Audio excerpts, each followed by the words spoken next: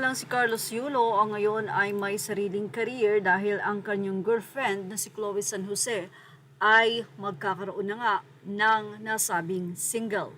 Well, hindi naman lingid sa kaalaman na bago siya makilala bilang girlfriend ni two-time gold medalist Carlos Yulo ay naging vlogger siya at ang kanyang mga ibinablog ay ang kanyang mga sariling compose na kanta. At mula nga sa update ng Abante ni Jun Lalin, aniya aba ayaw talagang paawat ng girlfriend ng two-time Olympics gold medalist na si Carlos Yulo.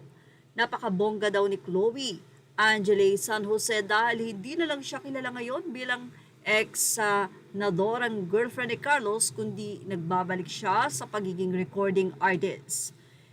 Ngayon nga ila-launch na ang kanta ni Chloe San Jose at ito ay inaabangan na.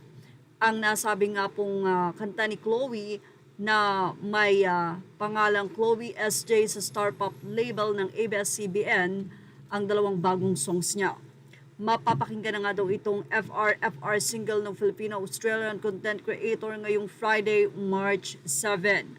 Pero ano nga ba ang ibig sabihin ng FR? Well, yun ay isang internet acronym na ang ibig sabihin ay for real at iyon nga ang ginawang title ng bagong single ni Chloe.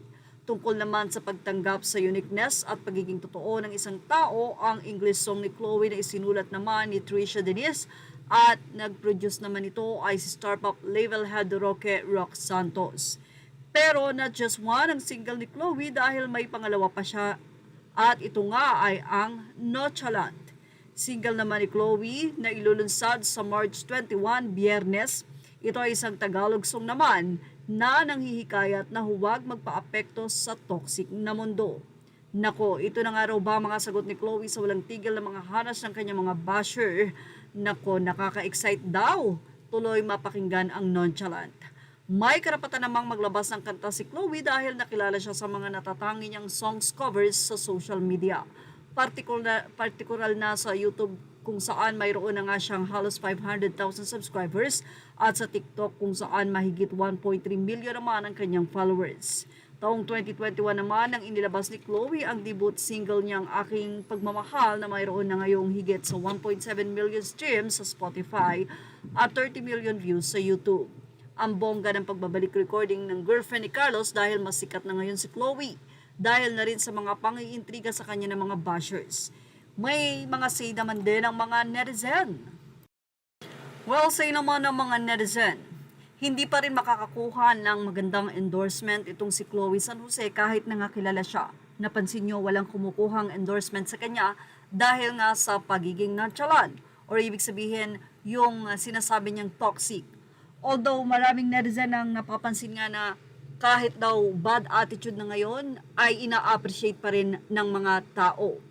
Bad attitude dahil hindi nga siya nakikipag-okay sa kanyang nanay, ganun din naman sa ina ni Carlos Yulo.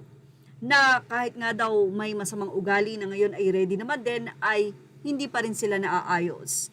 Kaya naman walang endorsement na pumapasok kay Chloe dahil na rin sa ganung attitude. Well, ano sa palagay nyo? Kapag kaya dumating ang single na ito, ay may mga endorsement na lalapit kay Chloe? Yan ang ating Showbiz Snap update. Thank you for watching. Please like, share, and subscribe.